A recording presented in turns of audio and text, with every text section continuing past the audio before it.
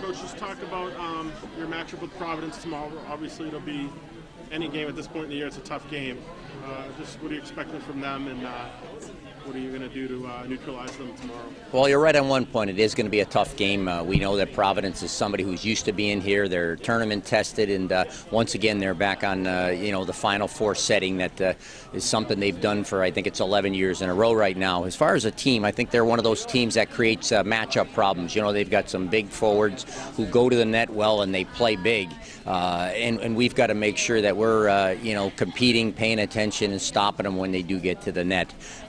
I think other than that, they're what I'd call an aggressive team. You know, they'll forecheck you hard. They'll go after people aggressively in the neutral zone. You know, and every once in a while they'll make a mistake, I'm sure. But you've got to capitalize on that mistake. It doesn't happen too often. When they do, we've got to do our best to make sure that we put the puck in the net. And otherwise, they're going to be a tough team right to the end.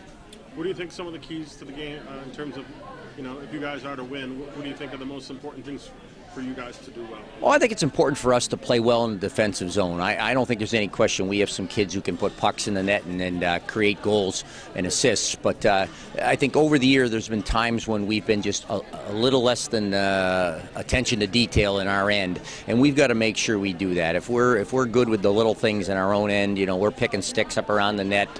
The weak side, forward is at the back door. Then I'd like to think we can go down and score goals against most teams, and I'd like to put that as kind of 1 and 1A for our team to execute well and compete well.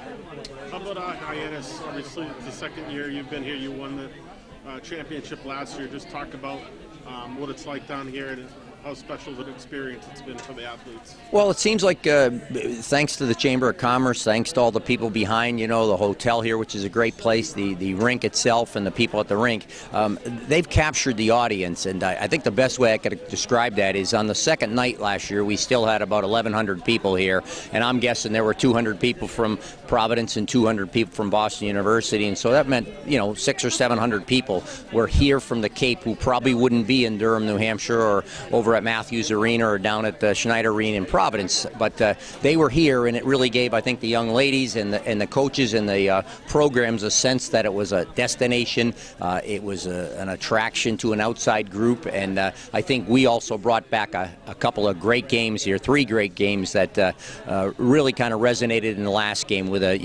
2-1 double overtime win that left people walking out of here and talking about it. So I'm hoping we continue to capture the crowd, and it's not just a one-year wonder, but something they sort of embrace as a community and, as the entire Cape hockey family goes.